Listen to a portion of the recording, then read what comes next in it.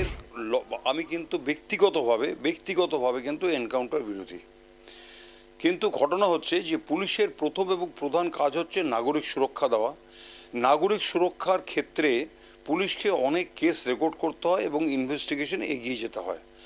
গতকাল রাত্রের যে ঘটনাটা হয়েছে সেটা রাত্রি 12:15 নাগাদ, যখন এই যে ইনভেস্টিগেশনের সময় যখন ক্রাইমটাকে রিকনস্ট্রাকশন করতে যাওয়া হয়েছিল, কনস্ট্রাকশনটা কোথায় যেতে হবে, তাহলে পিওতে যেতে হবে। হয় কেন রিকনস্ট্রাকশনটা হয়? এই জন্য যে আয়োগকে পুরো ঘটনাটা কোর্টে লিপিবদ্ধ করে জানাতে হয়। তো সেই রকম করার জন্য প্রত্যেকটা জিনিস গেছে। এবার যখন আসামিরা দেখে, প্রাইম অ্যাকিউজ যারা হয়, এটা তো প্রাইম অ্যাকিউজ, প্রভাস মণ্ডল কিন্তু প্রাইম অ্যাকিউজ, যখন দেখে যে আমার আর এদের কাছ থেকে আর ছাড়া পাওয়ার উপায় নেই, আলটিমেটলি আরেকজন পুলিশ অফিসার তাকে গুলি করে।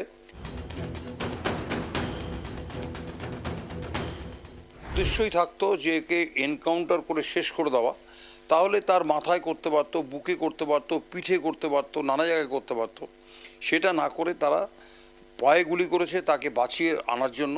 কিন্তু তাও যখন পালাতে আরম্ভ করেছে জল কাদার মধ্যে দিয়ে, তখন তাকে কোমরে গুলি করেছে এবং আলটিমেটলি তারপর তাকে বাঁচানোর জন্য 100% চেষ্টা করেছে পুলিশ তাকে নিয়ে গিয়ে হাসপাতালে তাকে নিয়ে গেছে।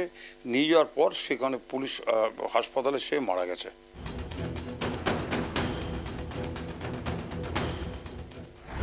পুলিশের এখন প্রথম কাজ হচ্ছে পুরো ঘটনাটা কোর্টকে জানানো, ট্রাইং কোর্ট অর্থাৎ ম্যাজিস্ট্রেটকে জানানো, সিজিএম চিফ জুডিশিয়াল ম্যাজিস্ট্রেটকে জানাতে হবে, কমিশনের চেয়ারম্যানকে জানাতে হবে, হিউম্যান রাইটস কমিশনের চেয়ারম্যান।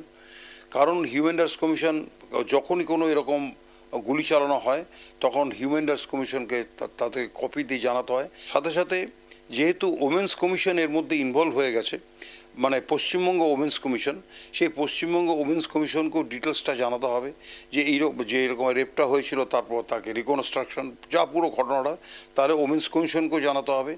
জানানোর পরে তারপর যদি কারো কোয়ারি থাকে কোনো কোর্ট থেকে কিংবা কোনো কমিশন থেকে, সেখানে তাকে সেই প্রত্যেকটা জিনিস তাদেরকে আবার যেই প্রশ্নগুলো করবে সেই প্রশ্নের অ্যান্সার দিয়ে দিতে হবে। এটা হচ্ছে প্রসিডিওর। কোনটা কেন মধ্যরাতে নিয়ে গেল, এটা একটা প্রশ্ন তো বটেই।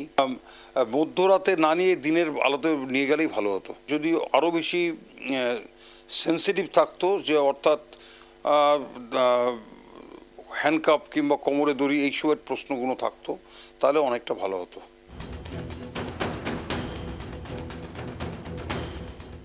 বলেছি যে ভারতবর্ষে আমরা নানা চ্যানেলে বলি এইখানে রুল অফ ল প্রতিষ্ঠা করতে হবে, আইনের শাসন। অর্থাৎ আমি একটা কোনো ক্রাইম হয়েছে, আসামি ধরা হবে, পুরো ঘটনাটা দিয়ে আমরা চার্জশিট পাঠাবো কোর্টকে, কোর্ট একটা বিচার করে একটা রায় দেবে। কোর্ট যদি ওকে ফাঁসি দেয় ফাঁসি দেবে, যদি খালাস করে দেয় খালাস করে দেবে, যদি আপনার যাবজ্জীবন দেয় যাবজ্জীবন হবে। অর্থাৎ এই সিস্টেমটাই হচ্ছে রুল অফ ল। এটা আর্টিকেল 14 অফ দ্য ইন্ডিয়ান কনস্টিটিউশনে লেখা আছে যে আইনের শাসন প্রতিষ্ঠা করতে হবে। আইনের শাসন প্রতিষ্ঠাতে কোনো বাধা নেই। কিন্তু যেই পরিস্থিতি, যা আমি তো স্পটে ছিলাম না, যেইটুকু বুঝতে পারলাম যে পুলিশ জেনারেলি এনকাউন্টার করতে চায় না, কোনো পুলিশ অফিসারই এনকাউন্টারের বিশ্বাসী নয়, কি ট্রিগার হ্যাপি নয়। কিন্তু ঘটনা হচ্ছে যে যেই পরিস্থিতিটা হয়েছিল, এই পরিস্থিতিটা এমনভাবেই হয়েছিল যে তখন পুলিশ বাঁচার জন্য তাকে গুলি চালাতেই হতো।